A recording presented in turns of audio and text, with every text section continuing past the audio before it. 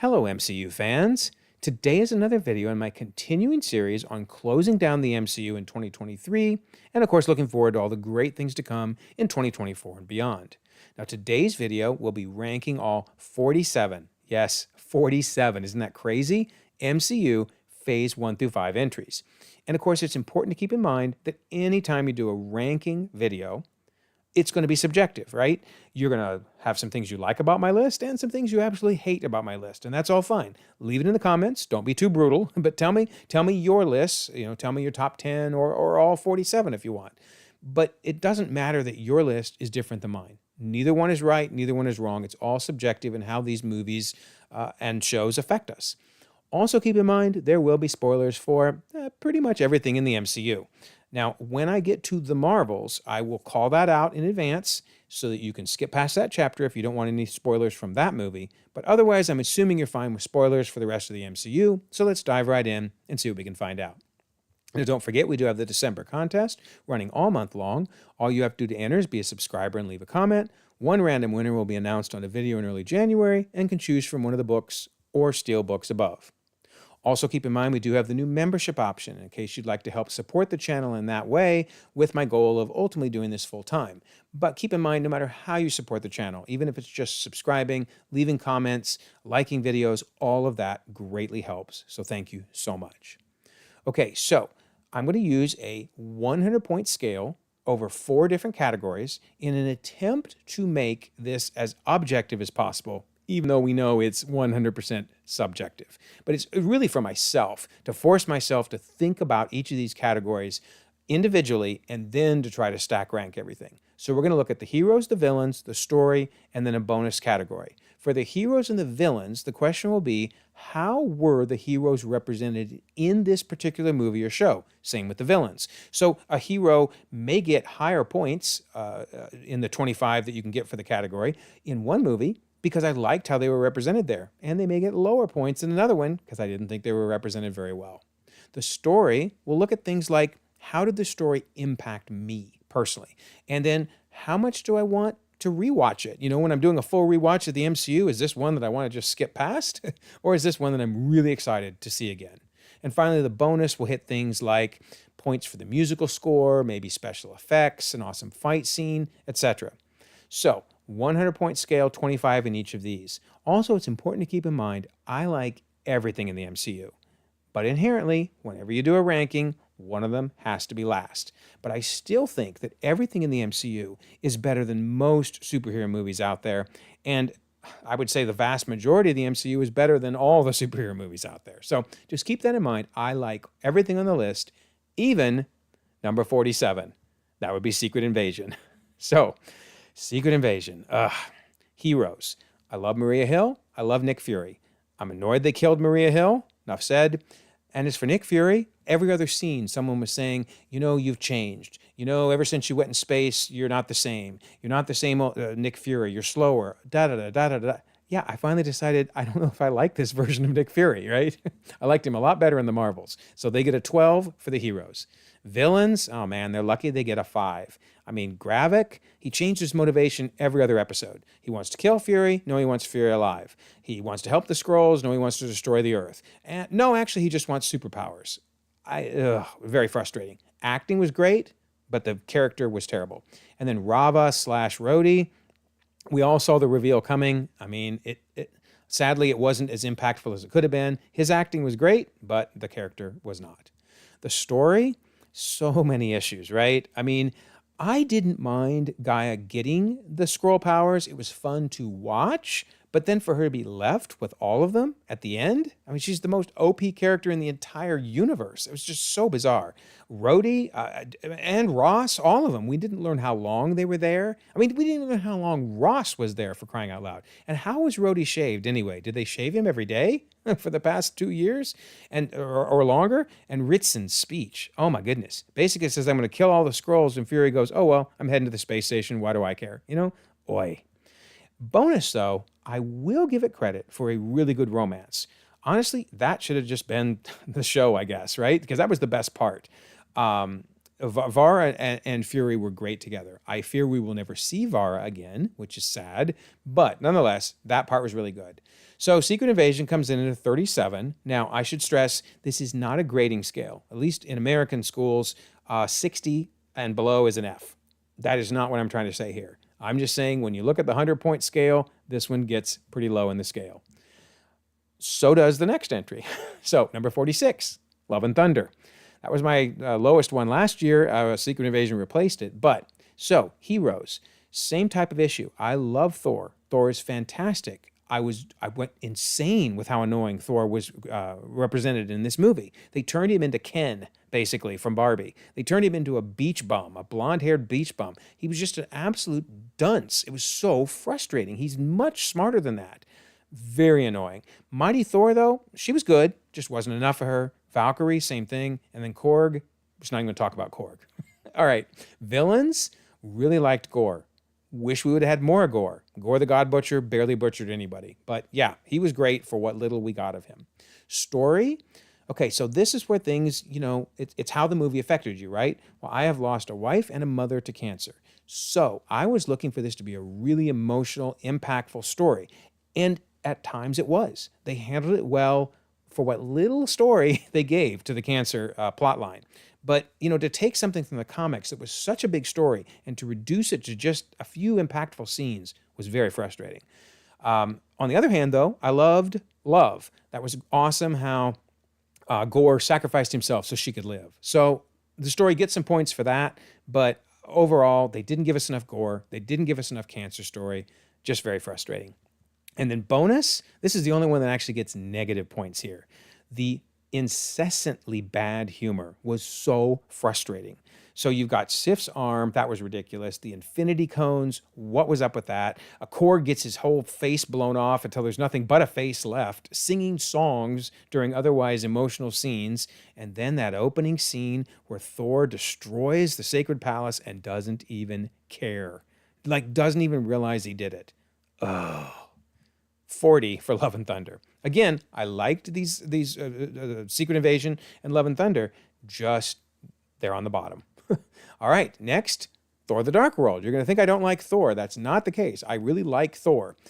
Now, this time, I'm giving the heroes a 15 because I think Thor was too serious, right? I said he was too silly in Love and Thunder. Well, he was too serious in this one. I like a little more comedy with Thor. He's so well done in Avengers and other things. This one just too serious. Sif, on the other hand, and the Warriors, they were great. Villains, Curse, Malekith, the Dark Elves. Again, lucky to get a 5. Story, okay, so I liked Frigga and her sacrifice when she died. That was really impactful. It was just such a small part of the movie. And Loki, oh my goodness, every scene with Loki, he stole the scene. But again, way too little. We just didn't get enough of them. Otherwise, it was just an okay story. Wasn't bad, wasn't great. They're the only reason it's a 10, really, is Frigga and Loki.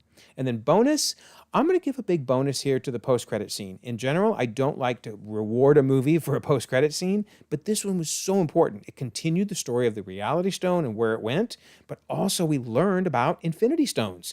This was the big scene where we started questioning everything in the MCU now. Where are there other Infinity Stones? The hunt was on. So yeah, awesome post-credit scene. Thor the Dark World gets a 42. Next is Captain Marvel. So Captain Marvel only gets a 15. I like Captain Marvel a lot. It's a great character, Carol Danvers. However, she spent most of the movie not being the Carol Danvers she would end up being because, of course, she was under the mind control. So I see why they did the story the way they did, but in a way, it kind of made people turned off by the character to some extent because they couldn't get past how she acted for the majority of the movie when that really wasn't her. Well, that was the whole point. In fact, it was good acting by Brie Larson to be playing a different character than she would end up being. But yeah, so 15 for heroes because we just never saw her until the very end, really cutting loose and being herself. Villains, they weren't terrible. Jan Rog was okay in his Star Force, but nothing special. Story, really liked Talos. Oh, my word. And the introduction to the Skrulls, that was fantastic. Problem was they weren't a very big part of the story. I wish they could have been more, honestly, because there was such an important introduction of them. But yeah, overall, it was a good story. I mean, out of 25, it's over half, but the points, but yeah, just okay.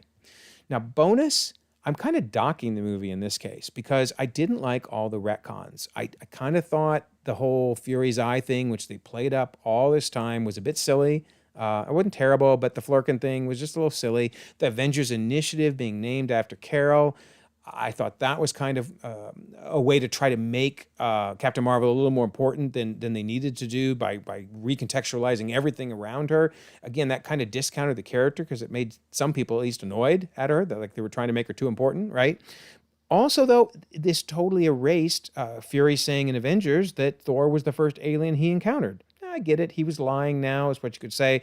There were just a lot of retcons. And I think that ultimately hurt the movie a bit. So, 45 for Captain Marvel. Next is Black Widow.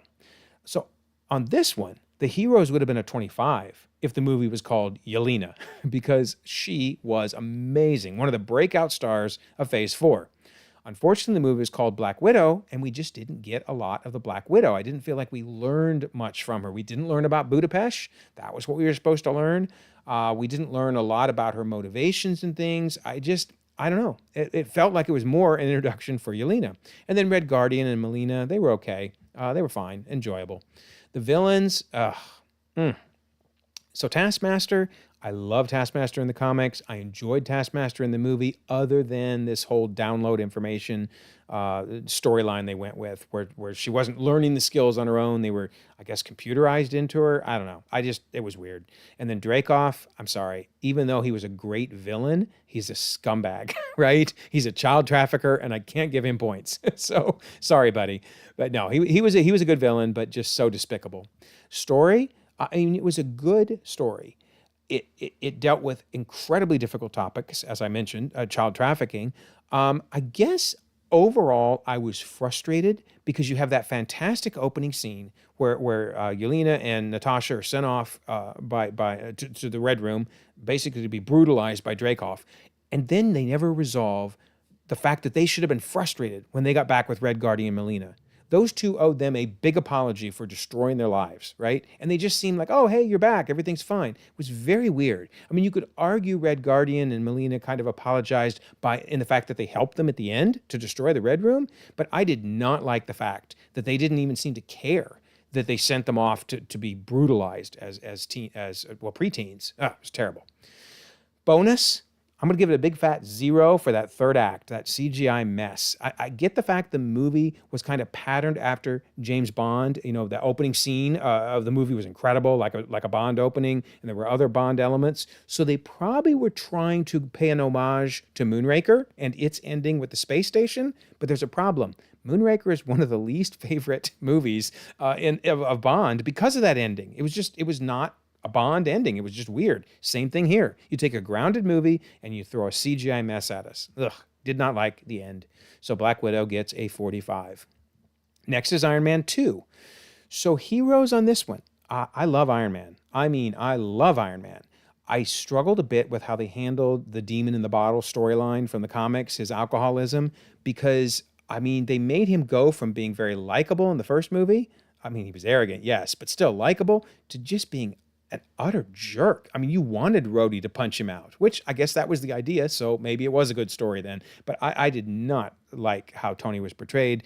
Rhodey was okay. He didn't get a lot to do, and what he did was as an antagonist against Stark. But on the other hand, Black Widow was awesome. Oh my goodness.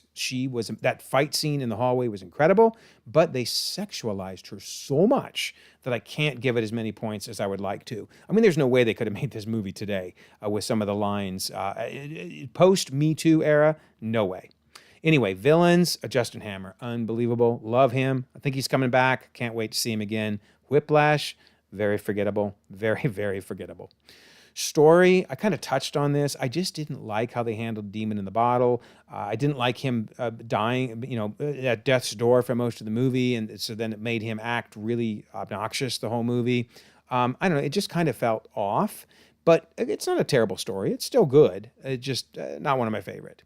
Bonus points, though, I'm going to give some bonus points to the Howard Stark movie that we saw, I guess you could say, the clip that Tony watched. That was really powerful to hear him saying some encouraging things about Tony and how much he loved him and how much he mattered to him. And, of course, how that helped Tony ultimately save his life and find the solution to what was killing him. So Iron Man 2 gets a 47. Number 41 on the list, Incredible Hulk. So I did like Incredible Hulk in this, and I didn't mind Edward Norton. I thought he was a decent Bruce Banner. I do like Mark Ruffalo better, I'll admit. But yeah, we didn't really get a lot of personality out of Hulk, out of Banner, and not much out of Hulk either. So, okay, I'll give him a 15. Villains, this one's interesting. I kind of thought of Abomination as just like the horror villain of the month club, just run of the mill. He was okay. He was evil, and Blonsky was fantastic, by the way. I loved Blonsky, but Abomination, eh. But on the other hand, Ross was really good. To think that Ross is still around as a character, granted, R.I.P. William Hurt, but Ross himself, all this time later, is showing up in, had been recast and will be showing up in Captain America 4. So, yeah, I mean, the villains were okay. They were better than average, but not perfect. The story, I mean, the romance was good. I'm glad we may actually see Betty again, also in Captain America 4. That's fantastic. I really enjoyed the fight at Culver University with the sonic guns. That was cool, but overall, just an okay story. And then bonus points for the fact that they actually are going to have the leader return. I mean, it lost points at the time, I guess, because they tease him and then we never get him. But now here we are, 17 years later? It'll come out in 2025 with Captain America 4. We finally get the leader. So, all right, it gets some points for that. Incredible Hulk gets a 52. All right, number 40, Avengers Age of Ultron. So I really did like everybody in this movie, obviously, but I struggle with some of the different portrayals. First of all, Thor taking the bath was just weird. I guess they had to do it so we could get some information and exposition, but that scene is just odd. I did not like Tony and Bruce going off on their own to create what ultimately became Ultron. I don't know if it would have gone down any better if they would have talked to everybody, but it couldn't have been any worse, right? I mean, you had Sokovia being destroyed, and then the whole Black Widow is a monster because she can't have kids. Oy vey, terrible writing, terrible. So yeah, there was enough, negative marks that I just didn't overall like how the heroes were portrayed. But overall, I love everybody in the movie. Villains, Ultron, I mean, first of all, Freaky Deaky Lips creep me out. I don't know why they did that. That was weird. But, to have a villain who basically realizes that humanity is, bad and kills each other and is going to wipe each other out. And so his solution is to be bad and kill all of humanity and wipe everybody out. Really? That makes you better than us, Ultron? Your solution is to do what you think we're going to eventually do to ourselves? Ugh, bad motivation. Sorry. I hope Ultron comes back. I hope they do more with him. But yeah, I wasn't impressed. Story? There were some good elements. I mean, you got Strucker. He was cool, but then, of course, he died. You got Claw, who was very cool, but then he bizarrely gets his arm ripped off. That scene was just weird. And then you've got Quicksilver and Scarlet Witch introduced. Awesome. Loved that. But it was bizarre to me that after what they went through, that they blame Tony Stark for it, etc., that they go and join an evil organization like Hydra, and then they go work with Ultron. I mean, finally, yeah, sure, they turned and became heroes in the end, but I was just weird. Their motivations were very weird. So, I don't know. The story was okay, and I like it better the more I watch it, to be honest, but again, just nothing special. Bonus points, though, for two epic scenes. I love the Who's Worthy scene. That is so much fun. Ultimately paid off in Endgame, of course. And then the Hulkbuster scene. I could watch that over and over again on repeat. Such an awesome scene. So Age of Ultron gets a 53. Okay, next is Eternals. So Eternals on the heroes, I liked a lot of the heroes. I loved Circe. Phastos was awesome. Makari and Druig were fun. And of course, Kingo. Who doesn't love Kingo? The biggest problem? There was just too many. There were too many, and no matter how long the movie would have been, you never could have given us enough character motivation for each of them. So it suffered from just having too many introduced at once. But still, they were great. Villains, the Deviants, boring, bad. Crow, yeah, no. 5. You're lucky you get a 5. Story, okay, I will give them credit for a very expansive story. However, the execution still puzzles me. I don't understand how Tiamat came from the center of the earth, I guess, and rose all the way to the surface and didn't destroy the earth. I mean, huh? There would have been so many tsunamis and earthquakes, etc. Oh, well. But I do give the story credit for basically being an allegory for abortion, right? Especially the question of should you, kill the baby if the mother's life is in jeopardy? In this case, the mother being the earth and humanity. Very interesting stuff. That was a gutsy move by Marvel to throw that in there. So yeah, good story, I guess. Overall, good story. And then bonus points. The post-credit scenes were interesting. I'm getting worried they're not going to get followed up on, but I'm holding out hope because the Star Fox introduction and Pip, that was great, as well as the idea of Arishem judging the Earth. That was a good continuation of the story and where it's going next. And then, of course, you have Dane Whitman, Blade, that whole thing, which I do think those are finally going to get paid off. It's just taken a while. All right, so Eternals gets a 55. Number 38 in the list is Quantumania, one of the new Phase 5 movies, obviously, along with Secret Invasion earlier. So Quantumania, the heroes. So I love every one of these. And it was great to see Cassie for the first time. Of course, obviously, Ant-Man's always awesome. Wasp didn't get much to do. I really felt bad for her. That was a bummer, especially since the title includes Ant-Man and the Wasp, and we didn't get to see much of her. Really enjoyed Janet throughout the whole thing, and Hank was great too. But it was a weird movie because they were so out of place. It was not an Ant-Man movie. I don't know why they tried to go this direction with it. It should have been somebody else in this movie. You can't make fans go in expecting an Ant-Man movie and then go, oh, no, it's not. It's something different. And that's what happened. Villains, I loved Kang. Kang was fantastic, but I can't give him a 25 because it looks like he died. I don't think he did. I think he'll be coming back. But, to the casual fan, he died. So you make this super powerful Kang show up and then get killed. Probably not the right direction there. So, sorry, Kang, I cannot give you a 25, even though Jonathan Majors was fantastic. So story, I kind of alluded to this under the heroes. I just did not like them taking the Ant family, throwing them in the quantum realm, giving us like this giant Star Warsian type battle. I don't know. It wasn't bad, and had it been different heroes instead of them, it might have worked. But you got Scott Lang going one-on-one with Kang. I don't know. It was okay. It wasn't bad. Like I said, none of these are bad, but it wasn't as good as I'd hoped for. Bonus, I'm going to actually give it some points. You might be thinking I put MODOK down here because I didn't like him. I loved MODOK. He actually raises the movie up for me. I thought he was fantastic. But it loses points for No Luis. Once again, you give us an Ant-Man movie and you strip out all the things that make the movie special. How different would the movie have been if Luis had got sucked in with them into the quantum realm? Oh, that'd have been amazing. Why did they not do that? Oh, well, whatever, right? 55 for Quantumania. All right, number 37 on the list, Thor. So I'm going to do this to poor Thor again. I'm going to give him a 15 out of 25. This time because he was too arrogant. So he's either been too serious, too goofy, or too arrogant. Now, granted, by the end of the movie, he became closer to the Thor that we know and love. But yeah, every movie, so far at least, Thor has not been Thor. I did love the Warriors 3, though, and Sif. All were awesome. So 15 for the heroes. Villains, okay, this is interesting. I love Loki. Obviously, after the Loki series, he's in a whole different category. But I didn't really like him in this movie. He was kind of whiny to me. Dude, I get it. You want to be king. I get it. And that's actually very important, ultimately, for his glorious purpose in Loki, right? The Loki series. But still, in this movie, if we just judge this movie, it's pretty petty that you can't be the number 2. In America, we have a vice president, and that's a very important role. I'd love to be vice president. I'd love to be vice president of a company.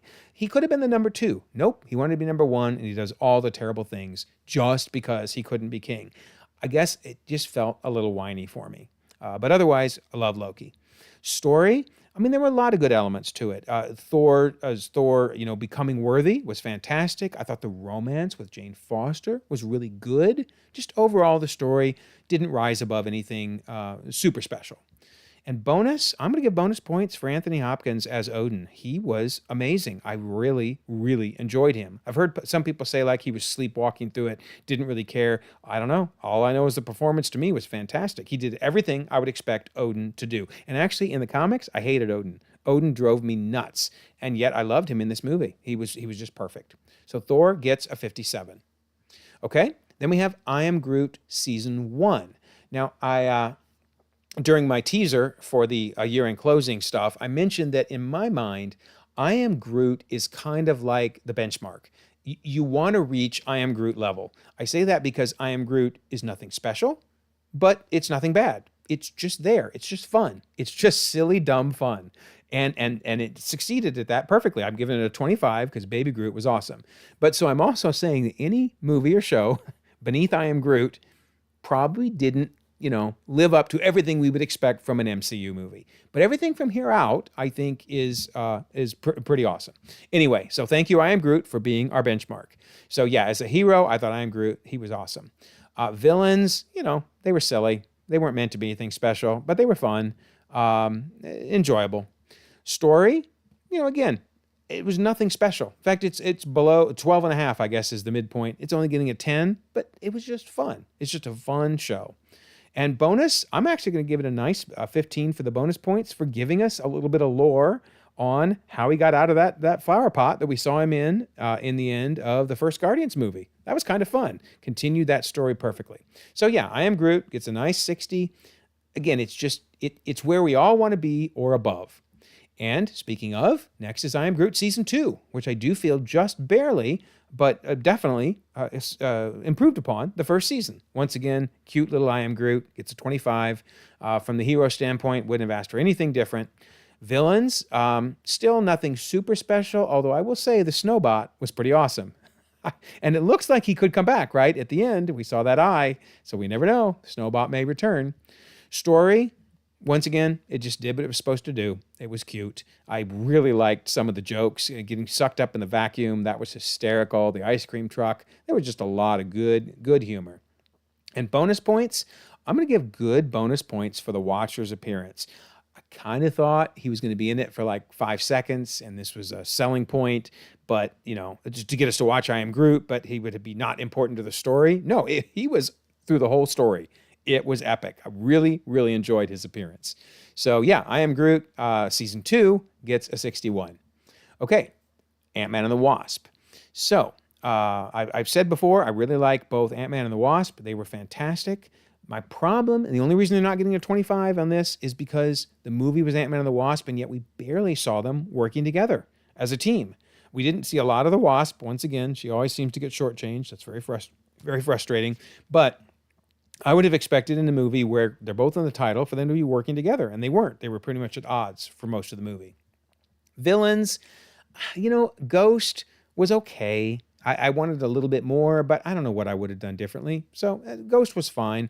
Sonny Birch, very funny, a good comedic relief, but we never learned who his employer was. I'm still waiting for that. In fact, that's one of the unanswered questions, right? Who was this dude working for? Was it Kingpin? Was it the power broker? Who knows? Anyway, we need that answered. Story? Yeah, the story was fine. I was glad to see them rescue Janet. That was awesome. And learning more about the quantum realm, which obviously set up Quantumania, but also the time heist. It's a very important movie in that regard. And I love Cassie. Cassie's awesome. Any movie where we get sweet little Cassie is terrific. I like older Cassie too, but you got to love sweet little Cassie. All right, bonus points. You got to love Jimmy Woo too, right? Introduced a fantastic character. He's come back a couple times already. Anytime they want to give me more Jimmy Woo, I'm down with that. And then I thought Michelle Pfeiffer was fantastic as the Wasp. She was originally the Wasp, but as Janet. So Ant-Man and the Wasp gets a 61. All right, Miss Marvel is number 33. So only reason Hero doesn't get a 25 here is her power set was... it was interesting what they did with it. First of all, in the comics, obviously she can stretch, but I get it. They didn't want another Mr. Fantastic in the movies because it might confuse people. But instead, they gave us Green Lantern, I guess, because she can make the light constructs. So I don't know. I felt like that was a little rocky, but I love Iman Vellani. She is just a treasure. Another one of the breakouts from Phase 4. So everything she's in is just it's up a notch higher because of her. So love her a bunch. Villains, I liked Damage Control. Deaver was, over the edge, obviously, crazy. But I liked Damage Control kind of going after superheroes, right? We saw it in this Miss Marvel. We saw it in She-Hulk. We saw it kind of where they went after Peter Parker. Something's up with Damage Control. So I do like that part of it. The rest of it, though, the clandestines were just bad, just silly. Them breaking out of Supermax was ridiculous. I don't know. There was not a lot of effort put into the villains. Story, good story. A lot to like about the story. Lot to like. I mean, obviously it's Kamala's origin, so that already makes it good. The whole time travel, though, where she went back in time, that just was a little weird to me. In fact, the whole trip to Pakistan was a little weird. I'm hoping they explain it. I'm hoping it ends up being Kang Tech. I've kind of gotten over the fact that it was a closed loop because I'm not a fan of closed loop time travel. But yeah, I really hope they explain the bangles, and I might even like this more once they explain more. But I felt like they just threw in time travel out of nowhere, broke the rules from Endgame, made us all scratching our heads. So, oh well. Still a good story. And bonus points, I give it a lot of bonus points for teaching us about the Muslim culture. I did not know anything about the partition. I didn't know anything about the Eid celebrations, and they were both things were very prominently featured in the show. I would probably give it a 25, except that the Eid celebration is normally in June, and instead the show is placed in her beginning of her freshman year, of her junior year, but in September. So don't blame Marvel for this placement, though. The writers, who are Muslim themselves, for some reason, didn't respect when Eids really happen in real life. So that was a little weird. But overall, love learning about the Muslim culture, and Miss Marvel gets a nice solid 63. Next is She-Hulk. I realize there's some people that are probably annoyed that She-Hulk I'm putting higher than anything on the list, right? There's some people who put it on the bottom of their list. I understand that. It just didn't work for you, I guess. For me, I loved it. I thought Tatiana was fantastically cast. I thought She-Hulk was brilliant. I wasn't sure if I would like the fourth wall breaks, and they were handled so well. I was just laughing the whole way through whenever she did it. I can't wait to see her character again. So I would probably give it a 25 if the CGI was better. But otherwise, yeah, fantastic. Villains, oh my. The less we say, the better. Titania, I still don't even know why she burst through that wall in episode 1 in the courtroom. Does anybody know? And then Todd, we're just not talking about Todd. Oi. So villains, yuck. Story, though, I enjoyed the story. Was it a fantastic story? No. There were some rocky episodes, really rocky episodes at times. But I really liked the finale. I thought that was a hilarious way to go. I'm glad she can never do it again. I was a little confused on how much of her story she rewrote, but if you've seen my timeline video, you know that the timeline book actually answered it perfectly, told us exactly what she rewrote and what she didn't. But yeah, I really liked the story, but I know that a lot of people didn't. And then bonus, I'm giving it huge bonus points. I mean, the Daredevil appearance, we were all waiting anxiously for it, and I was not disappointed. He was fantastic. Another hallway fight, that was great, and he even showed up in the final episode. And then how do you not love Wong and all of his appearances and Madison? Madison, we need more Madison. Madison and Wongers, best couple. All right, so solid 65 for She-Hulk. All right, 31. The Marvels. So interestingly, I'm putting the Marvels just slightly above Miss Marvel. Aman Vellani, once again, absolute treasure. I give her a 25 out of 25. I really liked seeing Monica Rambeau. That was a lot of fun. She was great. And then I thought Brie Larson did a really good job as Carol Danvers when we finally got to see the real Carol Danvers, to see her showing emotion, showing regret, realizing she messed up when she destroyed the Supreme Intelligence. Living with that guilt. I mean, I thought it was great. So yeah, solid 25 for the heroes. Villains, unfortunately, we're right back to the phase 1 type villains that were just one and done, weren't that great. Well acted. That acting was not the issue. Just not a compelling story. Although I did like the motivation, and I'm going to move that actually to the story part. Darban wanting revenge on Captain Marvel was a good idea. It was. The execution was more my problem. It was just a little silly at times. I mean, to think that you could just suck all the water up like that and then to steal the sun, I still want to understand how she was going to steal the sun and how she was going to send that back to the Kree homeworld. But the idea of tying it to Carol destroying the Supreme Intelligence, yeah, that was cool. I liked that. And then, oh my goodness, Kamala hugging Monica when she realized she lost her mom. So touching. Aman Vellani, once again, national treasure. And then bonus points, I loved the Flurkin. I know some people did not like this scene, thought it was silly, but man, when they were eating all the crew to get them off the ship. That was so funny. Very well done. I don't understand why this movie hasn't done better, but we'll talk about that more in my upcoming video on how I feel Phase 5 is going so far. But I really enjoyed the movie. I give it a nice solid 65. Number 30 on the list, Doctor Strange.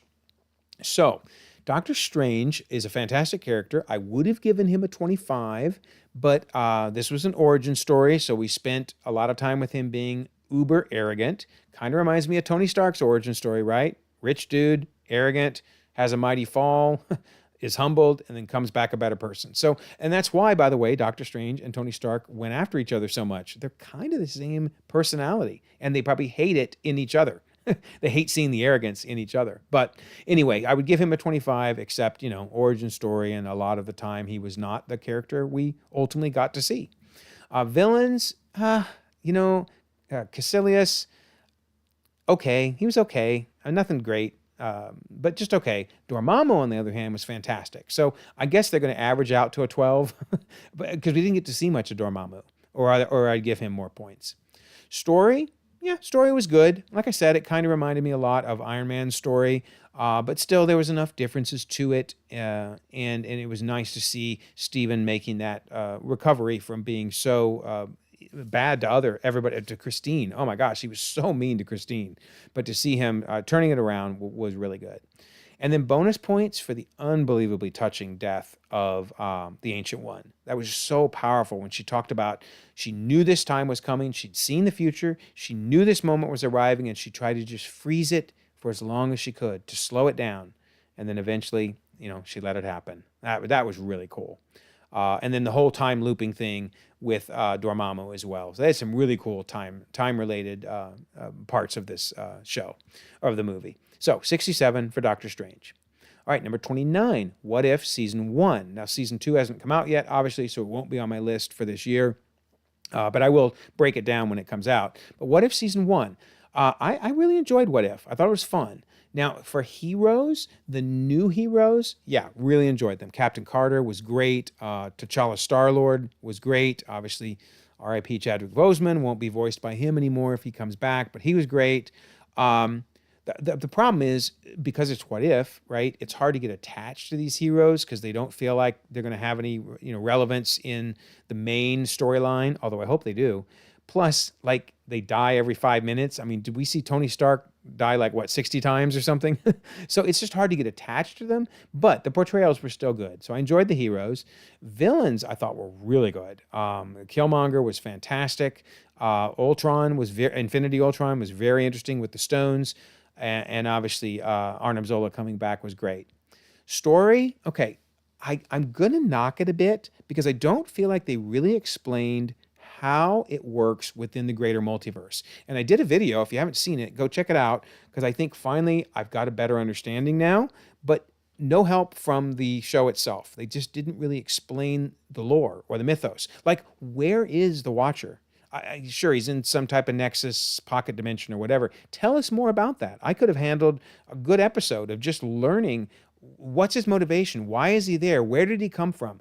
What is this thing? How did Ultron really find it? And where is Ultron now? And I don't know. There's so much to tell us about how this all works. We didn't get any of that. Okay, that's fine. But I do dock it because they didn't tell us more about how it all works. But bonus points, boy, for the Doctor Strange episode was unbelievable. A standout episode for sure. And then I really liked the Marvel Zombies. That was funny, gory, scary. It was perfect. All right, so nice solid 68 for What If Season 1. Falcon and the Winter Soldier. So I enjoy both Sam and Bucky. I came real close to giving it a 25, but both of them weren't really themselves. I mean, Bucky was really dealing with the depression of what he had done, particularly with Nakajima, but also with several others, and marking things off his list. So he was a little moodier than normal. And then, Sam was transitioning from being Falcon to Captain America, so he was doing a lot of soul searching. That's okay. I enjoyed all of it. But, I would say from overall representation of how much I enjoy them, and I enjoyed them like in Civil War, for example, they get a 20 instead of 25 this time around. Villains, if it was just U.S. Agent, it'd be a 25. U.S. Agent was epic. So well done. You hated him and then you loved him. But unfortunately, he wasn't the only villain. So we had the Flag Smashers. I could never get really behind whatever it is they wanted. Ultimately, they were terrorists. So it was just hard to get behind them. And then Batrick, he was okay. He was Batrick, right? So 15. The story was really good. I enjoyed Sam becoming Captain America. I felt like it seemed a little rushed, like he pretty much was out there for one afternoon using the shield. The timeline book has now shown us it was more like 2 months, so I feel a lot better about it now. But when you watch it, it feels very rushed.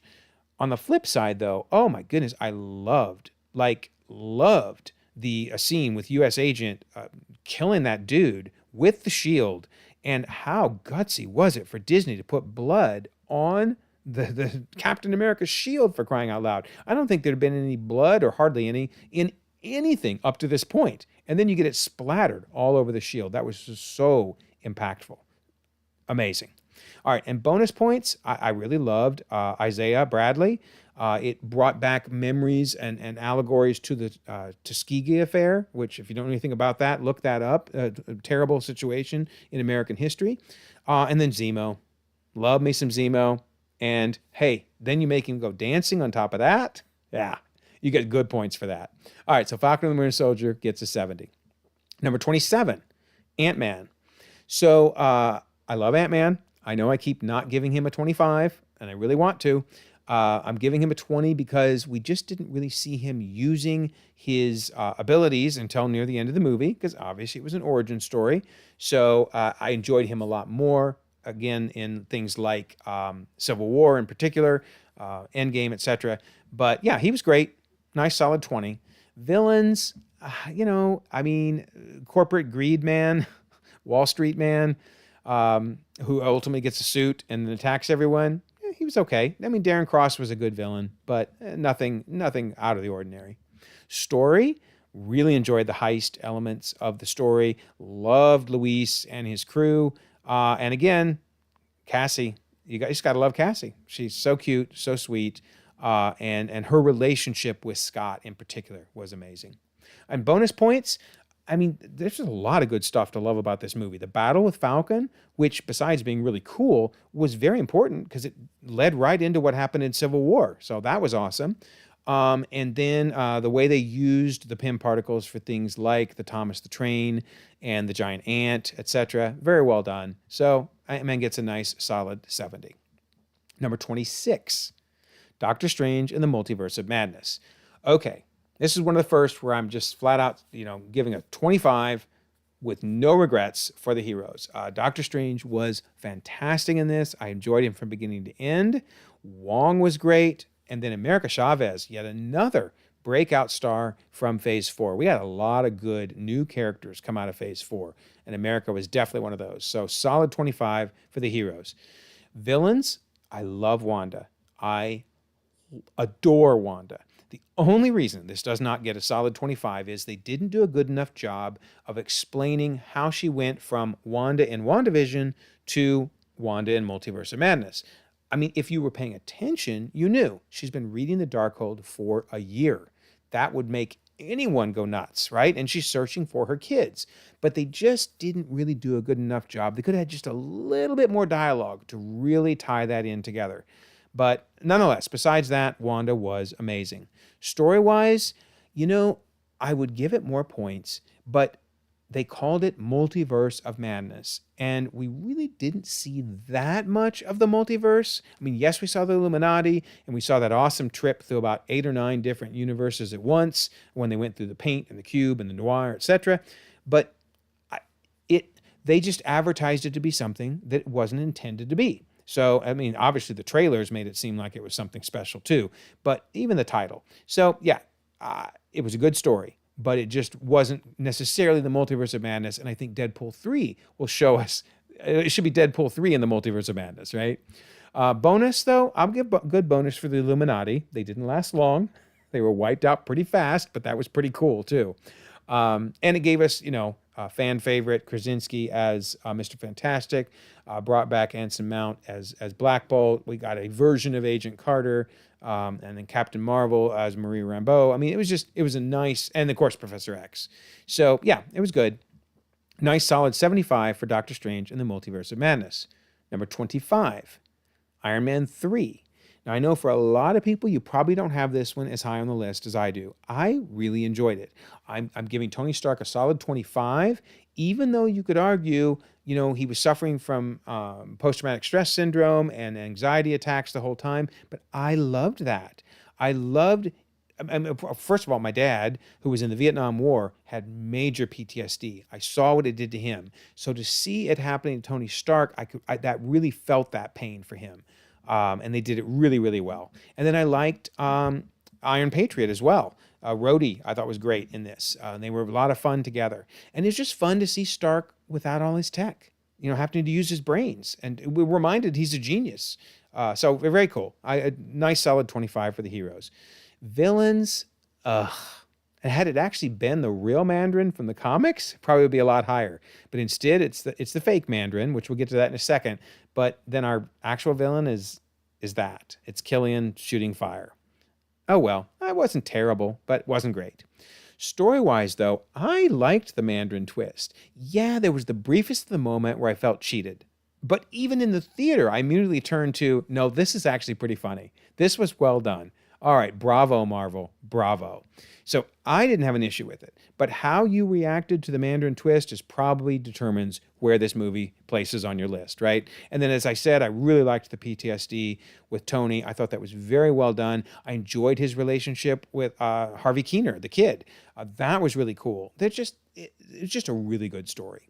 And then bonus points, I loved the monkeys in a barrel scene. I mean, I remember seeing the trailer for it on TV and thinking to myself, there's no way he's going to save all those people. It's impossible. And he does it. Wow, that scene was amazing. And then I loved all the suits of armor at the end. That was epic. Sure, most of them got destroyed within moments, but it was so cool to see all of them. So, nice 75 for Iron Man 3. Number 24, Guardians of the Galaxy Volume 2. So I'm going to give the heroes a 20 out of 25. That's not because I don't love the Guardians. I do. I adore them. It's the fact that they were split up for most of the movie. And since, they're supposed to be a team, I get where they were going with it, okay? I totally get why Gunn did what he did. And I'm not dissing on the story. I'm just simply saying it wasn't the Guardians of the Galaxy because they were split up for most of the story. It wasn't until at the beginning scene, obviously, that was them. And then at the end, they were all together. But because of that, I got to give it a 20. And there was a lot of bickering between them. They always bicker, I know. But there was a lot of bickering in this one. Villains, okay. Ego in the comics, I thought was one of the dorkier things I've ever seen. So I kind of went into this dreading the fact that Ego was supposedly the villain. However, Kurt Russell did a fantastic job with a very goofy villain and making him, enjoyable. But still, as good as he tried, to me, it's just a living planet that sends a dude out to go and lay his seeds around the universe. It's a weird villain. Anyway, not Kurt Russell's fault. Love Kurt Russell, but I can't give the villain much more than a 17.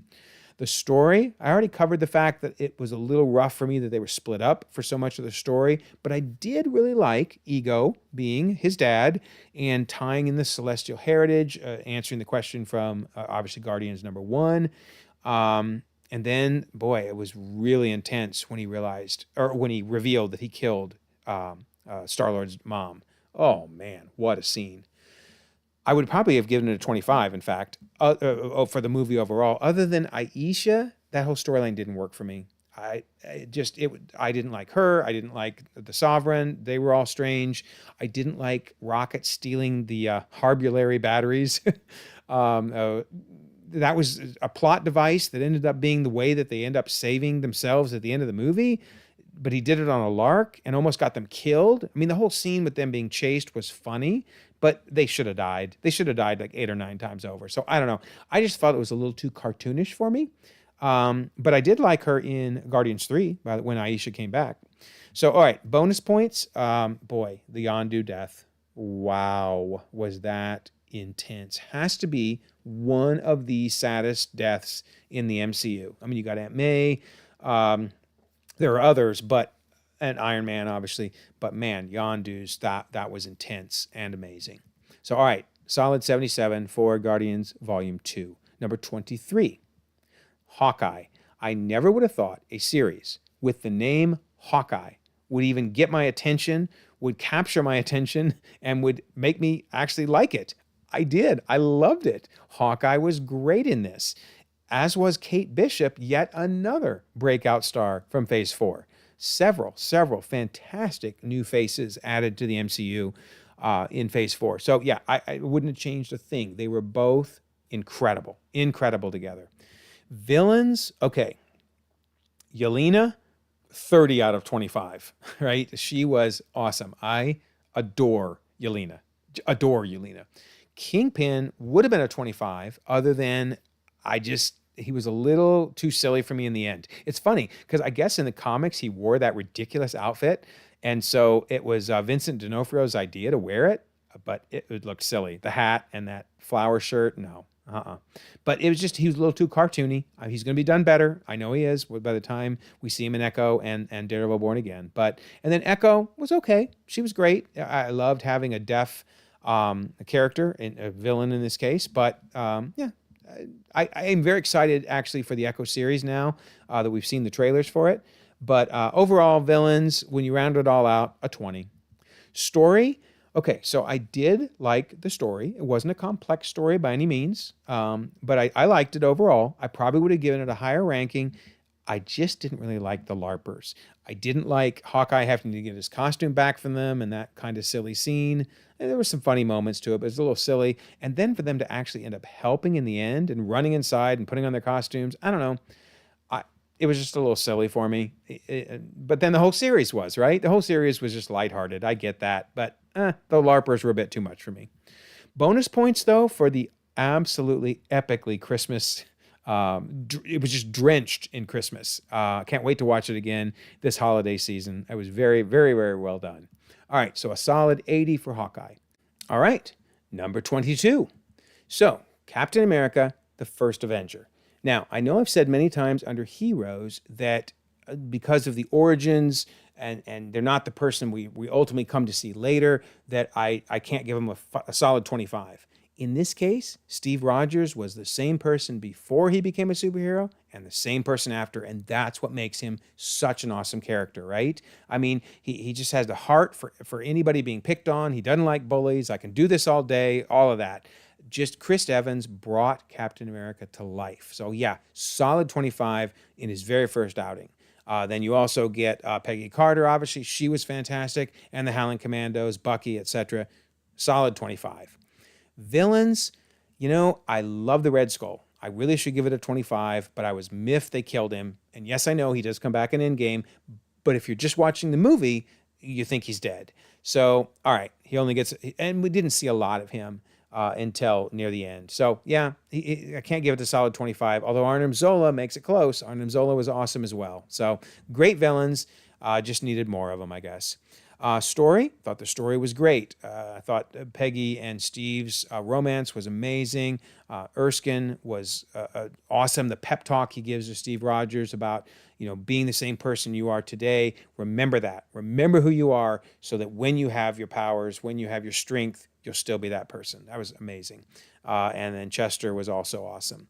And then bonus, I'm going to give it a bonus for Howard Stark. I thought his appearance was great, kind of tying everything together. Really well done. Yet another actor playing Howard Stark. So many different actors played him, but he was great. All right, so 81 for Captain America, the First Avenger. All right, number 21, Spider-Man Far From Home. Now, I'll just say up front, Spider-Man is my favorite hero. So I'm always going to be a little biased towards him, but I thought Tom Holland did an amazing job as Spider-Man in every one of his outings. So it's impossible for me not to give him a 25. Great job. Villains, okay, we're going to kind of run into the Red Skull issue here again. I loved Mysterio. Jake Gyllenhaal was fantastic, and then they killed him.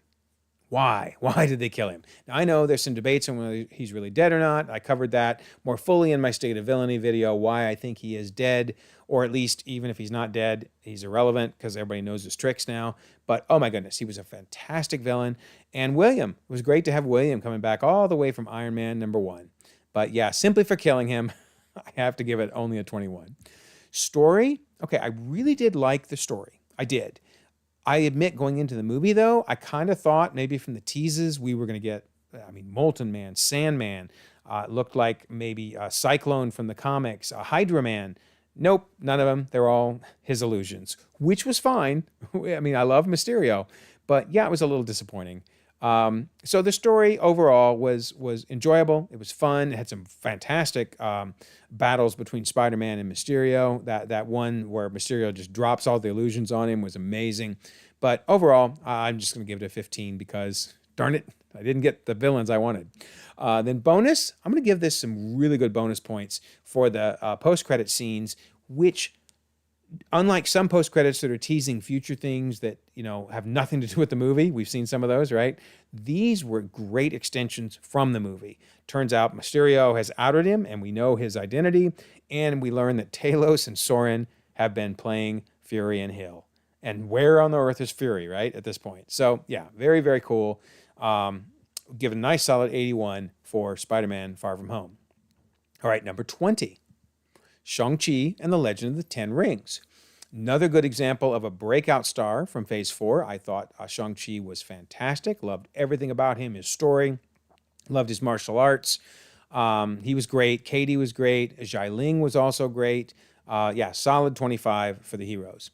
Villains, likewise. Man, this is one of the first times I think I've given a double 25 here. But Wenwu was awesome with the real Mandarin. Finally, we get the real Mandarin, right?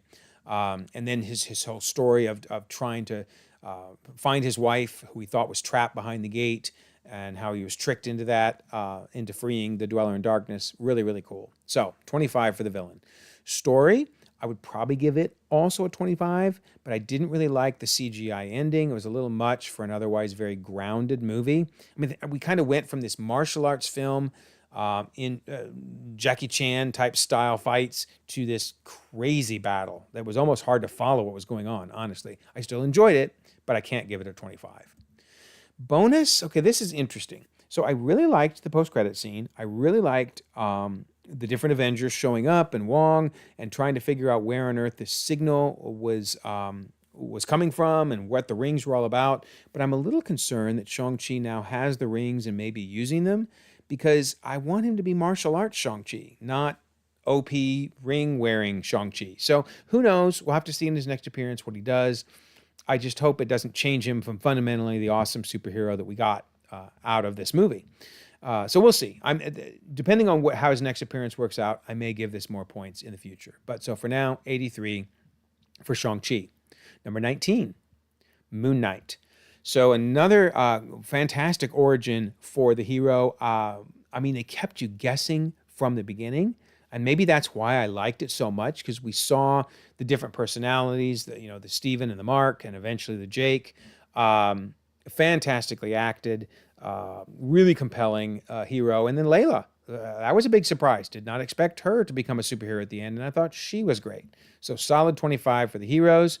Another situation of a 25 for the villains as well. I couldn't have asked for anything more from Haro. He was fantastic. So was Amit.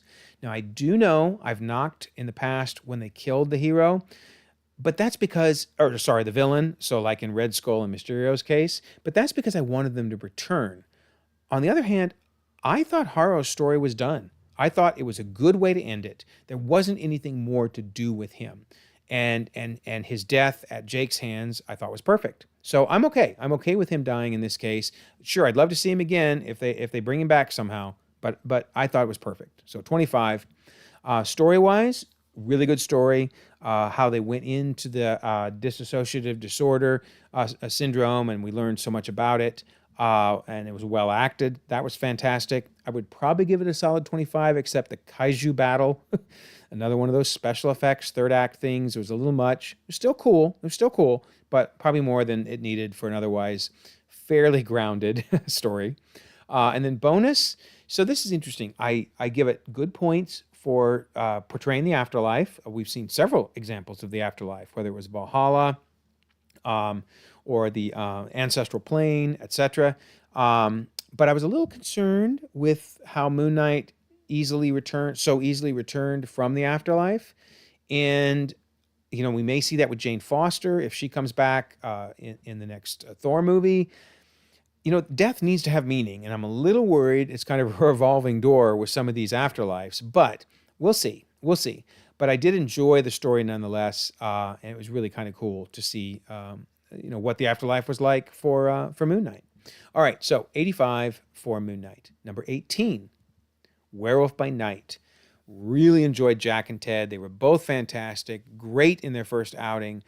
Immediately fell in love with both of them. Cannot wait to see them again. Villains is interesting. I would give it a 25 solid if it was just Verussa, because she was amazing. I'm knocking it just a little bit, though, because the other hunters were pretty much fodder, which is fine. It was fun seeing them all get wasted one at a time. But nonetheless, overall, as a whole, I got to give the villains a 20 instead of a solid 25. Story, I thought was really good. I enjoyed it immensely from beginning to end.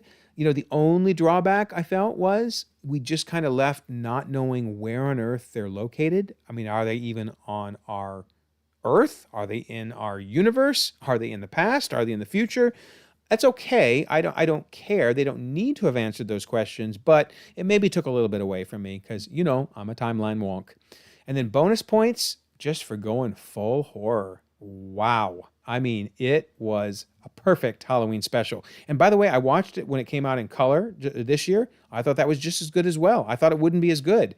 It's really good too. It's different. It's not the same, obviously, because it's in color, but I still really enjoyed it. So 85 for Werewolf by Night. Number 17, Guardians of the Galaxy Holiday Special. So it turns out both of the special presentations end up right next to each other. Drax, Mantis, fantastic. We learned so much about Mantis in particular. She was a breakout star, solid 25 for the heroes. Villains, okay, you could argue there isn't a villain, but I would argue there is. Yondu was the villain. Remember, he just wiped out the Christmas tree in that opening scene, and of course we later learn there's more to the story, but the bottom line is that motivated a lot of the characters for the whole story, because that's what they wanted. Peter to have a good Christmas. They felt like he didn't have a good Christmas when it turned out he did. We find out in the end that Yondu kind of repented for his bad deeds. But yeah, not only was he the villain, but he was kind of the motivation for the whole story. Pretty wild. So from a story standpoint, I mean, what more could you ask, right? Kevin Bacon, Christmassy as can be. It was epic. Really fun story. And then bonus, I thought we got some really important things happening in what otherwise could be just a throwaway special to get some laughs and move on. We got Star-Lord and Mantis, where Mantis shared the secret, and that beautiful moment where Star-Lord's like, hey, this is the best Christmas gift you could have given me. And then we got the introduction of Cosmo, which this is exactly what special presentations are supposed to do. And I know it's not the first time we saw Cosmo. I get that. But it's the first time we saw Cosmo using her powers and such. So, let us learn about the character in a special presentation and then have them show up like in Guardians 3. So, yeah, I loved it. Nice, solid 87 for the Guardians of the Galaxy Holiday Special. Number 16, Wakanda Forever. So, Wakanda Forever, really enjoyed the heroes in this. Shuri, man, to have to deal with Chadwick Boseman's death, R.I.P., and how much he meant to the first movie, for her to have to take over the mantle and for her to do as good a job as she did, that was impressive.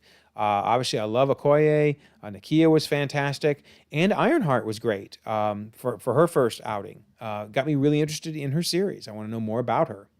Villains, love Namor. I mean, in the comics, couldn't stand Namor because he was Namor in the comics. Couldn't stand him. I always was glad when he showed up as a villain because I wanted people to pound on him. He just was so irritating.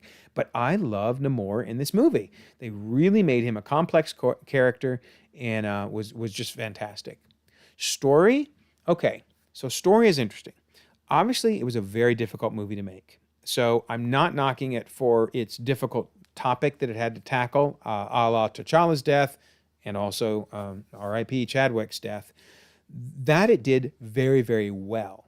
My issues were the things they added in that weren't part of that story. I love Val. I love Ross. We didn't need either one of them. That was unnecessary world building. And you haven't heard me complain about world building up to this point. I normally don't mind it. It just felt awkward in a story that was supposed to be about T'Challa dying and them dealing with it. And then Ironheart. Now, granted, I already said I liked her as a hero. That's not the issue. She was adorable, and I can't wait to see her new series. But she was shoehorned in this thing, completely shoehorned in, and again, took away from, I thought, the bigger story. So I'm going to knock it because I felt like they tried to do more than they needed to do with the story. And then bonus points.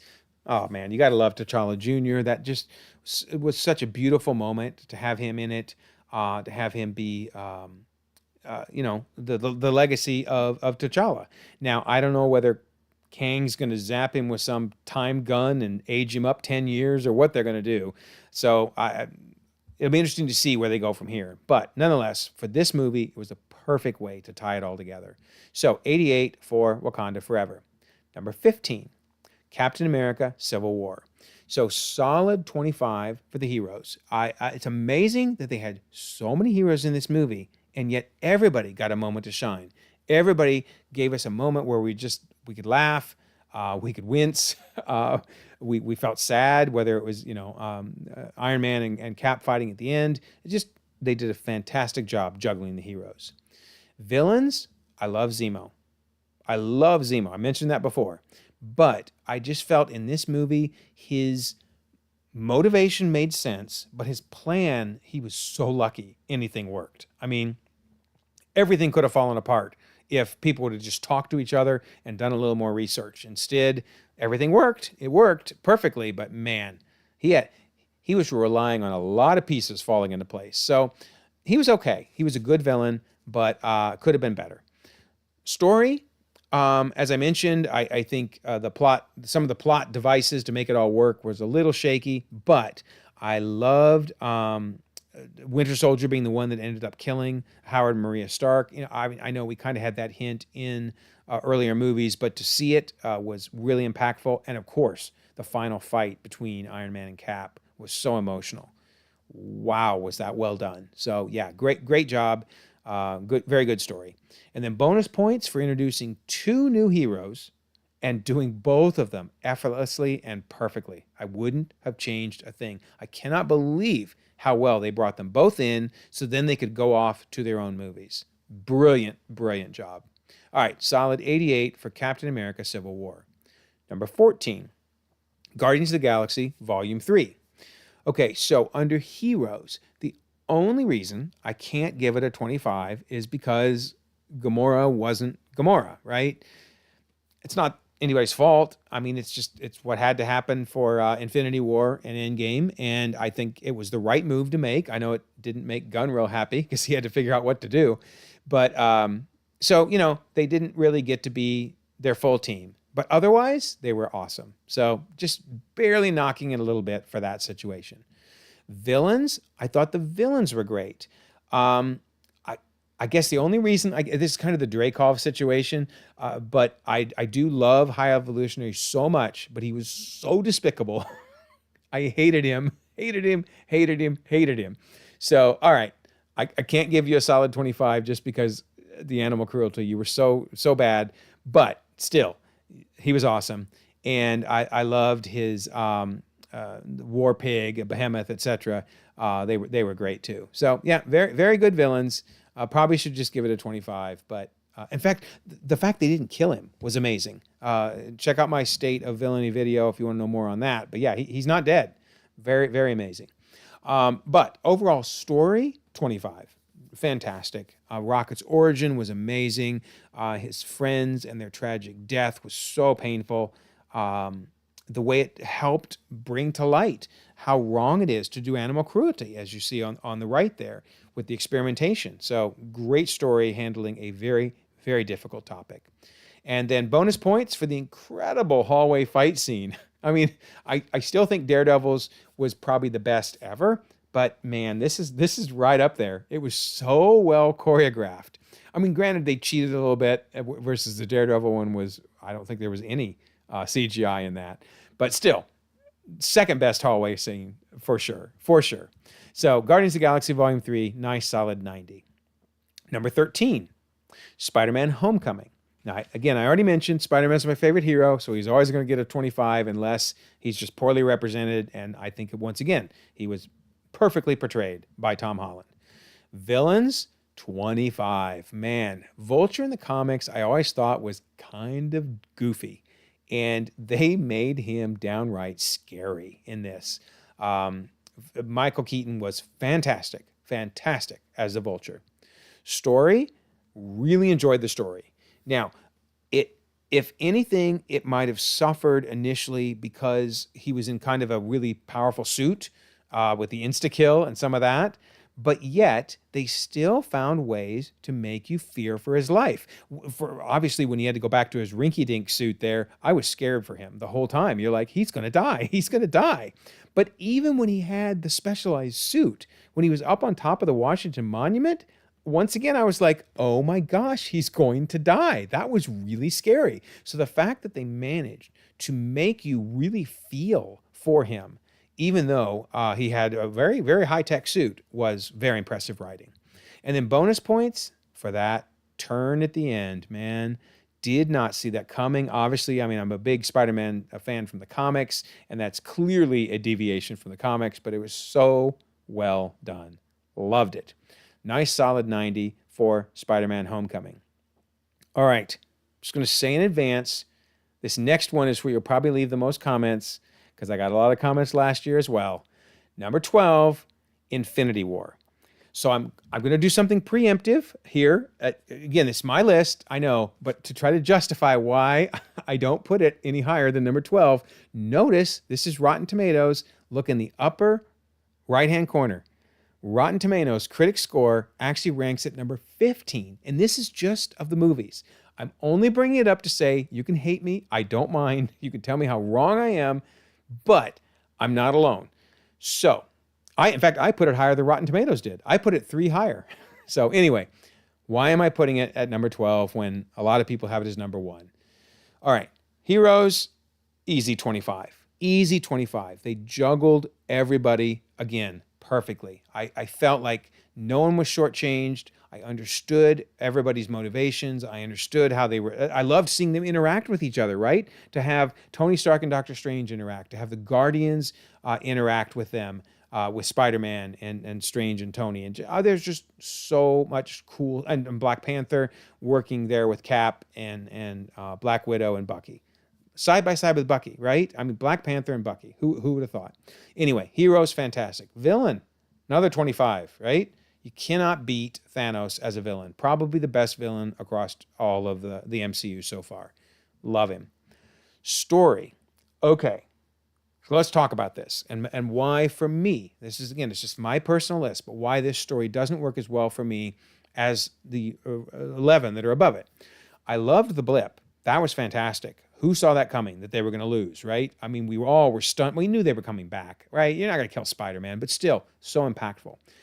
But 2 issues I had with the movie.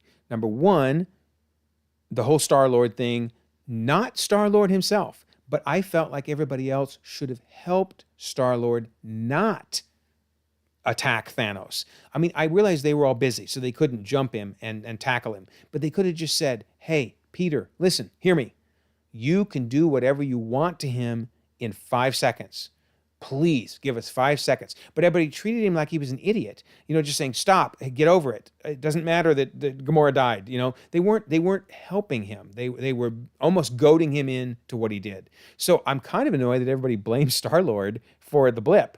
No, I don't blame Star-Lord. I blame everybody else. So that, to me, that just bugged me so much. But even bigger, I like part 2s better than part 1s. It's just that I don't like an open-ended story. And, you know, you kind of got to watch Endgame. I mean, you watch Infinity War, now you got to turn right around and watch Endgame, which is fine because I love Endgame. But I'm somebody that doesn't like Empire Strikes Back as much as I like the other 2 movies in the original trilogy. So call me crazy, I know, because everybody loves Empire Strikes Back the best. It's a part one, with a dangling end. So that's just me. That for me, it makes it less rewatchable because it's a part one. But I do give it bonus points for some incredible scenes. I love what happened with Loki. His death, of course, he comes back again as a variant. We all know, but that was incredible. And Thor, what Thor went through was amazing. His entrance scene was amazing. A lot of really cool things. But overall, I love this movie, but I put it number 12. So leave it in the comments how awful I am. I'm fine. I got big shoulders. All right, number 11. You're going to be judging me really harshly on everything above Infinity War, right? So number 11, Guardians of the Galaxy. I adore this movie so much. So I love the heroes. I thought they were fantastic, even though they're not quite a team at the beginning, I know, but you're watching the team form so well. And let's face it, they're always fighting, right? So this is just a movie where they're fighting. But love them, love them, love them. Fantastic. Now, villains, it would actually be higher on this list if the villains were better. Ronan, yeah, pretty forgettable for the most part. Nebula, pretty cool. Annoying. I was really annoyed at her in this movie. And then Thanos was great for what little we got of him. So, yeah, the movie suffers because of the villains, but otherwise, I love the story. I love every bit of it. This is one of my most rewatchable movies for sure in the MCU. Them uniting together at the end, obviously, to defeat Ronan was incredible, but just everything about the story. I could go on for hours and hours. No need. You've seen the movie. You know it's awesome. And then bonus points, there were certain elements of this that just really worked for me in addition to the story as a whole. Collector was fantastic. Seeing his collections, seeing Nowhere, etc., that was awesome. And Yondu, oh my word. His death was really emotional in Guardians 2, but everything about him in this movie was so awesome. His freaking arrow was so incredible. So yeah, huge bonus points for Collector and Yondu. Guardians of the Galaxy gets a solid 90. Now, you notice some of the scores, by the way, they're coming up with the exact same score, so then I just have to go by gut feel. So I know a couple of them have had a 90 already. From there, just like I say, it's a gut feel. All right. Number 10, Iron Man. Absolutely one of my most rewatchable movies. I love Tony Stark. Now, I know I have said that sometimes the origin stories don't do as much for me, but this one I enjoyed because really he was arrogant at the beginning and he was kind of arrogant at the end, but that's why we love Tony Stark. But his transition from warmonger, basically, to wanting to make a difference in the world and wanting to change things. That was awesome. Such a great story. No one but Robert Downey Jr. could have portrayed Tony Stark the way he did. No one. Loved it, loved it, loved it. Villains, boy, it's another one. Some of these movies that are way at the top of my list suffer from the villains nonetheless. Stain was not a bad villain, but he just wasn't a great villain. Raza was terrifying in the opening scenes. Terrifying. But overall, just an okay villain. So that probably hurt the movie in my mind. But still, they didn't ruin it. I just mean they weren't as good as they could have been. Story, though, yeah, watching what he went through in captivity when he builds the costume. Jensen sacrifices his life to give him a little more time. And then when he does the my turn and starts blasting everybody. Oh my goodness gracious. The story is so good. And then, of course, when he goes and fights the terrorists in his new built suit, Rhodey and the jets, when the jet scene was incredible. Just so much about this movie. There's nothing I don't like about the story. So awesome. All right. And bonus, again, I've said I don't really like to give a lot of credit for an end credit scene, but you got to for this one, right? It was the launch of the MCU. It was when you walked out of the theater going, there's something bigger coming. This is incredible. So yeah, that was amazing post-credit scene and changed everything. So another 90, a score for Iron Man coming at number 10. All right, number 9, Avengers. Love this movie. Fantastic movie. Main reason it's above Infinity War, and it's just slightly above, but the main reason it's above is it's a complete story versus, again, Infinity War was just a part one. But I absolutely love the heroes in this movie. All six of them were fantastic. They all got a moment to shine. Even Hawkeye, who was, hypnotized for most of the movie, had fantastic scenes at the end in the battle in New York. I loved seeing them fight against each other at different times throughout the movie, and I loved seeing them fight as a team together in the finale. So, yeah, epic movie, epic heroes. All right, villains. Loki's a 25, that's for sure. He was unhinged. The only reason I give it a 24 is I knock at 1 for the Chitauri. We just didn't have any motivation for them. They were kind of the monster of the week villains. I mean, why did they hate Earth? Why did they want to help Loki? We just don't know anything about that, but I'm not going to knock it much for that. That's fine. They were awesome as villains. No motivation really provided. So maybe that suffers a bit more on the story side. Again, of why they were involved in it together, why were the Chitauri hate the Earth so much, etc. But then also, I would just say overall, it wasn't a super complex story. It didn't need to be. It was a fun story. You didn't really walk away thinking about any philosophical issues or whatever. You just walked away thinking, that was really good. So I can't give it a solid 25 for that reason, because it's just nothing super, super special, but it's just really darn good.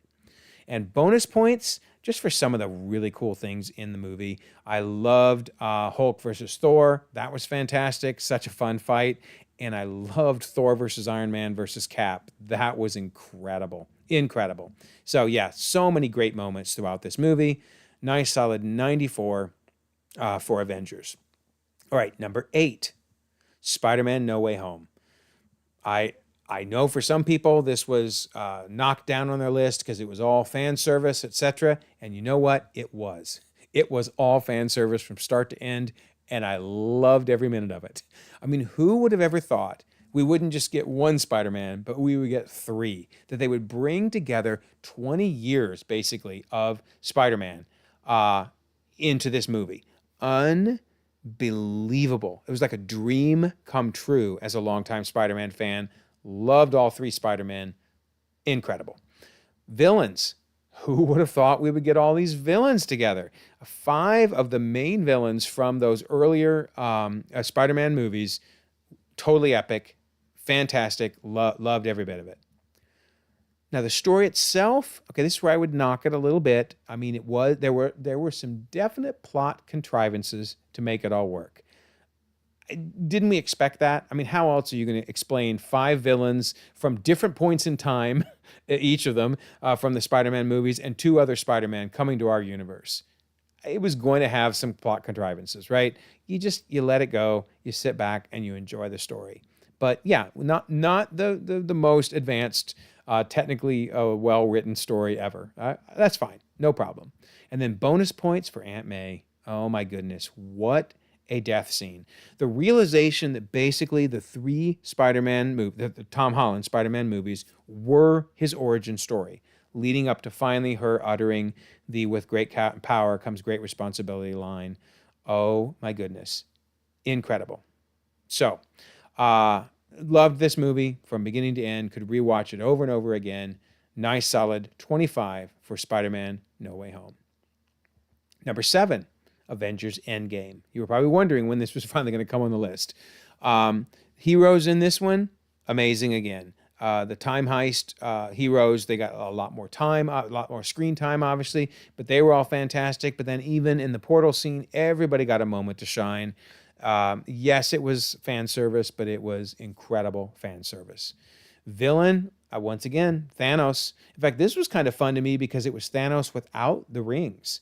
Without the stones. So it's just him using his massive strength, taking on the Avengers, along with obviously his bodyguards, the Chitauri and the Black Order. But still, fantastic villains. Story. Okay, this is the only place where I guess it would suffer a little bit. I just sat back and enjoyed it, right? Because it was just fun. But if you start to think about it, you realize they didn't really explain how it worked. I mean, there are still people who question whether or not they went back in time and created a branch. The new Scott Lang book made it sound like he jumped between timelines. We still don't know if Captain America went back to the main timeline or created a branch. Where did he get the shield? I mean, there were a lot of things they just left hanging and didn't really feel the need to explain. But you know what? That's fine. It was a fun story. So you let it go. But still, I can't give it a 25 for that. All right, but it had some incredible scenes. In the time heist, I loved Tony Stark meeting his dad. Oh my goodness, that was so emotional, so impactful. And considering, of course, that we lost Tony Stark in this movie, it was a great way to end his storyline. And then Captain America picking up the hammer, right? And saying Avengers Assemble. Oh, my goodness. Some incredible, incredible moments in this movie. Nice, solid 95 for Avengers Endgame. All right, number 6. Loki Season 2. I loved both seasons of Loki, but this latest season was incredible, right? This ending, 25 for Loki, all right, for a hero. I mean, what a culmination of his story arc. I love Tony Stark's story arc, but I might say that after Loki Season 2, that Loki has the best character story arc in the MCU. To see him going from, wanting to be king and so petty in that first Thor movie to sacrificing himself to be stuck forever, it seems. I mean, I'm sure he'll get out at some point, but giving life to the multiverse. But I'm going to stress, in my mind at least, the 616 multiverse. You can check out my Loki video. I won't go into detail on it here, but I do think it's just 616 and the branches. But nonetheless, for him to give life to everyone with his sacrifice was amazing. Villains, I'm going to give it a 23 just because while I thought He Who Remains was fantastic, and to find out he was behind it all, it was He Who Remains all along, right? That was amazing. But, let's be honest. Renslayer was kind of sidelined. Brad, we didn't really understand what was going on with him necessarily. Miss Minutes was great, what we saw of her. So they're going to drop it down just a little bit for me. But He Who Remains was fantastic. Story, I loved the story. I absolutely loved the story. I would give it a 30 if I could. But I'm going to knock it down just 2 points, only 2, but because there are still people, even as I was making this video, debating me on what Loki's tree means. Is it just 616, as I implied, which I think it is, and the branches, or is it the entire multiverse? Does it include 838 and the paint and the cube? I think that answer is clear, but here's the bottom line. The fact that people are still debating it means they didn't explain it. And I would have thought after Loki, we would all be on the same page. We're not, and that's a bummer going into the rest of the multiverse saga. I'll talk more about that when we get to my kind of wrap up of where I think we are so far with Phase 5. But yeah, the fact that they didn't fully explain things, and I'm still seemingly debating with people on what the tree means, that's ultimately a failure in the story, but just a teeny little failure. We can let that go. They'll fix it, hopefully with Deadpool. All right, bonus points, though, for the incredible characters we got this season. Victor Timely, epic. Casey, I know we already had him before, but we finally got him in a starring role. And OB, oh my goodness, OB. So, yeah, fantastic. 96 out of 100 for Loki Season 2, which just barely is beaten out by Loki Season 1. So I do still place Season 1 just barely over Season 2. I thought the story was a little tighter than Season 1, or than Season 2, rather. So, yeah, once again, Loki, hero-wise, fantastic. Loved him from beginning to end. We saw his major progression from being so petty to being the hero, I viewed as the hero by the end. So, fantastic. Villains, now this time, poor He Who Remains. He's like, give me a 25. Why won't you give me a 25? I'm only giving him a 23 because he was in it for such a short amount of time. But for him to be so amazing for one episode, basically, for 20, 30 minutes, to be incredible. Jonathan Majors just killed it in this role. So, yeah, fantastic. Loved him as He Who Remains. All right, then story-wise, really good story. I mean, the whole TVA, we spent so much time trying to guess what's going on, who are they, how do they exist, what's their purpose, etc. And then Sylvie was fantastic. All the Loki variants. It's a bummer we didn't get to see her as much, and she didn't have as strong a story in season 2, but in season 1, she was absolutely amazing. And then bonus points for just the Void in general and all the Easter eggs, and of course, the 4 Lokis, the 4 variant Lokis. Just think about how much time we spent trying to guess where things were going with this season. And we did it with season 2 as well. But man, this season, season 1, so amazing. So I'm going to give it a solid 98 out of 100. So close. If there'd just been a little more, maybe of He Who Remains, I'd give it a full 100. All right, number 4, WandaVision. Now, I know, this is where I start getting the hate mail or the hate comments. How do I put WandaVision over things like Endgame and Infinity War, etc.? Well, one thing to keep in mind, it did get 23 Emmy nominations. That is amazing, and won several. But I'm not the only one that thinks this was incredible. Plus, if you just think back to as much as we were theorizing on Loki, think about how much we were theorizing on WandaVision. It kicked off Disney Plus in such an incredible way. And so, yeah, from the hero standpoint, I loved the heroes. Wanda was incredible. It was so cool to see Vision back, even if he ended up just being, Hex Vision, and Billy and Tommy, not being real, but still being awesome. So, loved the heroes, wouldn't change the thing. Villains, Agatha was incredible. I mean, her song, Agatha All Along, was an iTunes #1 hit.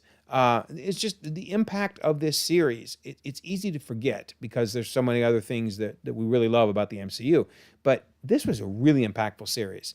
And Agatha was fantastic as the villain. The story, I talked about way back in when I mentioned Love and Thunder, but how I've had some loss in my life, my wife, my mother, and my father, actually, all of them. So yeah, I really empathized with Wanda and her grief. I realized for some people, it just didn't hit them as hard. And that's fine. If for you, this was just like, it was an okay show. But for me, oh my goodness, I enjoyed every minute of her struggling through the stages of grief. I love the sitcom aspect. That was so much fun. I'd seen all of the different sitcoms, many of them just in reruns when I was an itty bitty little kid in syndication. But I knew what they were going for with everything. It was just incredible. And then, man, what is grief if not love persevering? I mean, so incredible, right? So incredible. All right, and then bonus, look at all these characters we got out of here, right? We got Monica Rambeau's origin. That was really well done. We got Jimmy Woo back again. We got Darcy back again. And yeah, he ended up being fake, fake Pietro. But wasn't it incredible having him nonetheless? Even the thought that he was the X-Men's Quicksilver was incredible. Yeah, we got Ralph Bonard, but I didn't mind. Again, I enjoyed it for what it was. So I give this a perfect 100. I love rewatching it. I love every minute of it. It means so much to me. But again, it's a personal thing. I get the fact that probably no one had this high on their list. All right, number 3, Black Panther. Now, I will say up front on Black Panther, keep in mind, this actually got Best Picture nominated. The first time ever a superhero movie got Best Picture nominated. So why, and it got many other nominations as well. I think it got 7 total and won 3 Oscars. So why does a movie like this get that? Because it was so impactful. I am Caucasian, okay? But I can see, and I had many friends who are African-American could tell me firsthand how much this movie meant to them. This amazing representation. That alone puts this movie way up on my list. But then the fact that it was actually done well. This wasn't forced representation. This was honest representation. T'Challa, R.I.P. Chadwick, unbelievable job as Black Panther. Shuri and Nakia, learning about Wakanda, the way they fleshed it out, so incredible. I love this movie. Villains, Killmonger, oh my word. I mean, got to be one of the best villains out there. And even Claw was fantastic for what he did. Sometimes the secondary villains bring it down a little bit for me. No, Claw was incredible, and his death had everything to do with the plot. It furthered the plot for Killmonger to do what he wanted to do. So, yeah, 25 for the villains. The story, I mean, I kind of touched on it already. I just don't know what else to add other than This was so important to an African American community, a Black community that had been through so much. To be able to visualize what would have been like if Africa had not been taken away in chains, if so much of Africa had not been devastated by people that took its residents for slavery. Let's just be honest. So what would a excellence in an African community look like? So amazing, just amazing. All right, and then bonus. Killmonger's death scene was just, I was speechless. I was in tears. It was so incredible, so impactful. It just tied everything together perfectly. So yeah, I give this a solid 100. Again, I understand people probably are not going to have it this high on their lists, but what a movie. What a movie. Love it. Number 2, Captain America the Winter Soldier. From a rewatchability standpoint, I could watch this over and over and over. There is no moment of this movie I don't absolutely love. So the heroes, incredible. Cap was at his prime. Natasha was fantastic helping him. And at times, he didn't trust her, right? There was a little rivalry between them. The introduction of Sam was incredible. And Nick Fury was at his best. Fantastic. Villains, I loved Pierce. I thought he was fantastic. Zola coming back as AI Zola was incredible. The fall of S.H.I.E.L.D., the whole idea, if you think about the impact this movie had on the MCU as a whole, S.H.I.E.L.D. had been kind of the bumpers, if you will, if you play bowling much, with the bumpers, protecting us. The heroes only had so much they had to worry about because S.H.I.E.L.D. was in place. Not after this movie. S.H.I.E.L.D. was gone. So yeah, villains, Hydra, fantastic. The story, who saw all this coming? It's funny. If you think about it, Secret Invasion should have had some of the big reveals like this movie had, like Sitwell, like the strike team, like Senator Stern. This is how Secret Invasion should have handled some of the reveals. Incredible from an impact on the MCU standpoint. Love it. And then bonus points for the Nick Fury battle in the car. Oh, so good. So good. And then, of course, Captain America in the elevator fight scene. So I get it. There's people that are not going to have this that high on their list. Or there's people that just say, I'm picking an easy one because everybody likes Winter Soldier. I don't care if everybody likes it. I like it. That's what's important. I think it is a fantastic movie, and I give it a solid 100 out of 100. And lastly, my favorite movie, hands down, Ragnarok. This is one I honestly could just have pumping through my head 24/7, and I wouldn't get tired of it. I love every single instant of this movie. The heroes are fantastic.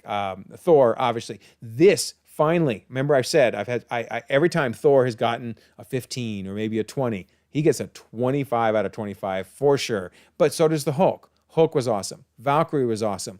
Loki at his finest. Could not have asked for anything more from them. Villains, oh my word. Hela, unbelievable. Surtur, fantastic. Now, I think they're both dead, and I cover that more in my State of Villainy, so you could say, hey, I thought you didn't like it when they killed the villains. No, there was nothing more to do with these two. They served their purpose, and for them to have killed each other, basically, or for Surtur really to have killed Hela, and then for Asgard to blow up, that was perfect. I mean, there was a perfect way to take both of them out. I'm okay with that. If Hela had survived or Surtur had survived, I'd love to see him again, but no, that was a perfect way to end their time. The story, oh my word, the battles on Sakaar were incredible. Hulk versus Thor, the Executioner and his storyline from him being, the petty ladies man at the beginning there, to sacrificing his life, unbelievable. And then bonus points, I got to give bonus points to Odin. I loved Odin again. I loved him when Loki was pretending to be him, and I loved him in his death scene. So emotional, so impactful. And then Grandmaster. You got to love Jeff Goldblum, right? Grandmaster was epic. Epic, epic, epic. So I give this a solid 100. It is my favorite movie. So let me know what you think. Again, I am certain you will not agree with everything on this list. Also, let me know how you rank the 5 phases so far. Obviously, phase 5 isn't done.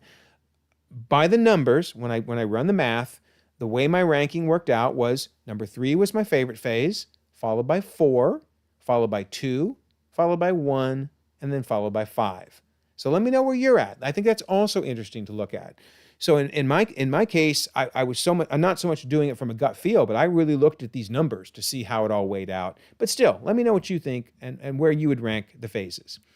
So now we await the continuation of phase 5, starting with What If, and then into Echo in 2024. Lots of exciting things to come. So don't forget, we do have the December contest. Just be a subscriber and leave a comment. You might win a book or a steelbook. We also have the new member option in case you're interested in that. And as I'd like to always mention, we do have a Discord server, and we'd love to have you join the party. Over 1,000 members right now. I will leave a pinned comment so you can join. And notice we have all kinds of fun things. Upper left-hand corner, I keep forgetting to mention the secret rewatch, a Christmas rewatch on December 10th. You'll have to join the server if you want to know what that's going to be. We'll be watching Once Upon a Deadpool, as you can see, and also doing live watches for What If. Then we have the Comics Club. It isn't just about the movies and the shows. We also talk comics all the time. And then as you can see, here's even more upcoming events, including on the far right, the Aquaman rewatch right before Aquaman 2. So again, pinned comment in case you'd like to join the server. Also, if you don't mind, like this video, subscribe if you haven't already. You can check out more content, and we'll all continue to enjoy the ever-growing, ever-changing Marvel Cinematic Universe.